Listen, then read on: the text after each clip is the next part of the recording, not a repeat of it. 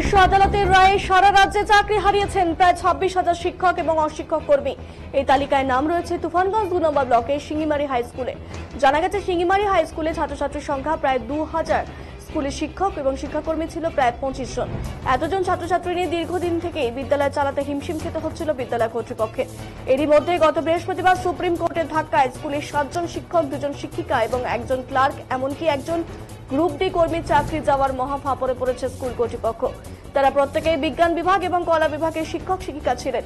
স্কুলে বর্তমানে বিজ্ঞান বিভাগের অবস্থা একেবারেই শোচনীয়। স্কুলে বর্তমানে অঙ্কের শিক্ষক মাত্র 1 জন, তাও আবার সামনে অবসর নেওয়ার কথা তার।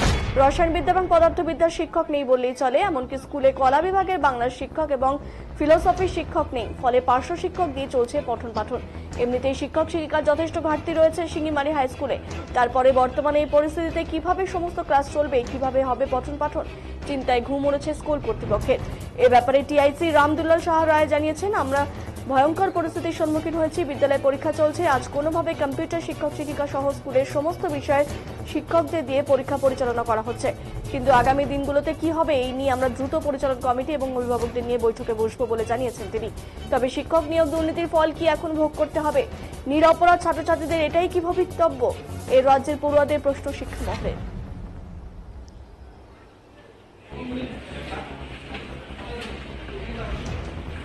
সারের ছবিটা কিন্তু ভালো আসে কেন?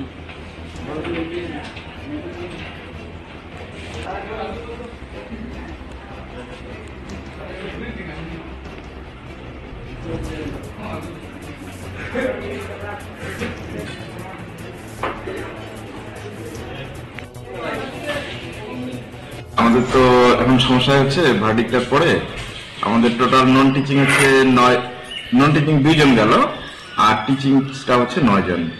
এবার নন টিচিং এর মধ্যে একজন ক্লার্ক আছে আর একজন হচ্ছে গ্রুপ ডি স্টাফ। এবার সাবজেক্ট টিচারের মধ্যে বাংলা সাবজেক্টটা আমাদের সমস্যা হয়ে যাচ্ছে, 2 জন বাংলা টিচার গেছে। আর হচ্ছে গিয়া সায়েন্সটা বেশি প্রবলেম, কারণ কেমিস্ট্রি আর ফিজিক্সের কোনো টিচার নেই এখন, এই একটা প্রবলেম বড়। এবার 9 জন যাওয়া মানে সপ্তাহে প্রায় কমপক্ষে 36টা ক্লাস। এটা আমাদের বাটনাছি আমরা 25 জনের মধ্যে 9 জন যাওয়াতে 16 জন, আর প্যারা টিচার হচ্ছে গিয়া 5 জন। মানে এইটা মেকআপ নেওয়াটা বড় সমস্যা হয়ে যাচ্ছে আর কি, সমস্যা হয়ে যাবে। স্কুলের ক্লাস নিতে প্রচুর সমস্যা হচ্ছে। হ্যাঁ, বেশ সমস্যাই হবে আর কি। এটা নিয়ে একটু চিন্তিত স্কুল অথরিটি। মানে কি দাবি জানাচ্ছেন আপনার? দাবি জানাবো যদি এই প্রবলেমটা সলিউশন হয় আর কি, তাড়াতাড়ি স্কুল নতুন করে যদি টিচার পাঠানোর ব্যবস্থা হয় সরকারের তরফে ভালোই হয় আর কি। না হলে তো আমরা ঠিকমতো ক্লাসও নিতে পারবো না। এবার আমাদের স্টুডেন্ট সংখ্যাও অনেক বেশি, প্রায় 2000-এর কাছাকাছি, 1700 সামথিং আর কি। তো এত স্টুডেন্টকে সঠিক ক্লাস দেওয়াটাই সমস্যা হয়ে যাবে আর কি। 7 পিরিয়ড বা 8 পিরিয়ড পর্যন্ত নেওয়া সম্ভব হবে না আর কি। আমাদের তো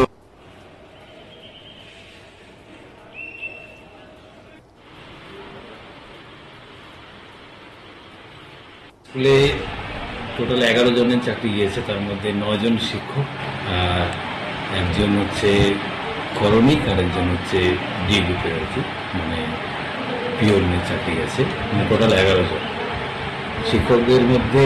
তারা মূলত কোন বিষয়ে শিক্ষক ছিলেন? শিক্ষকদের মধ্যে 3 জন বাংলার শিক্ষক চলে গেছে বাংলার।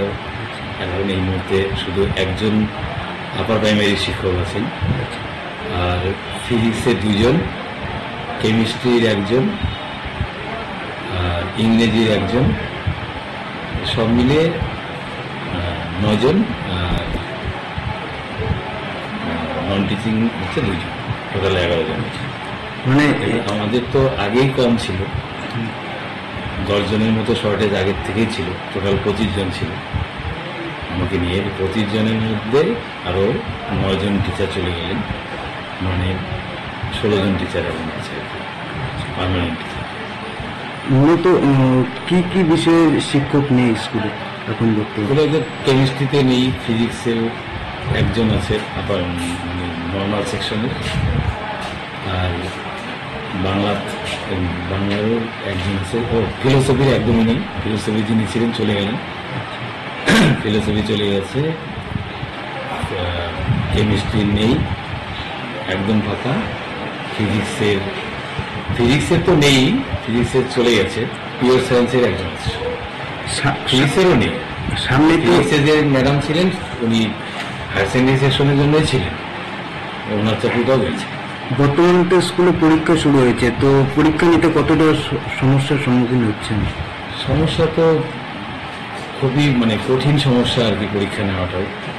এক্ষেত্রে আমরা যেখানে পড়ছি আমাদের তো ওই 16 জন আছে, ওই 2 জন করে যেখানে ডিউটি দেওয়া দরকার আর কি 2 জন করে দেওয়া ছিল, ছাত্র সংখ্যা যেহেতু আমাদের বেশি, সেই জন্য কিছু প্রত্যেকটা হলেই প্রায়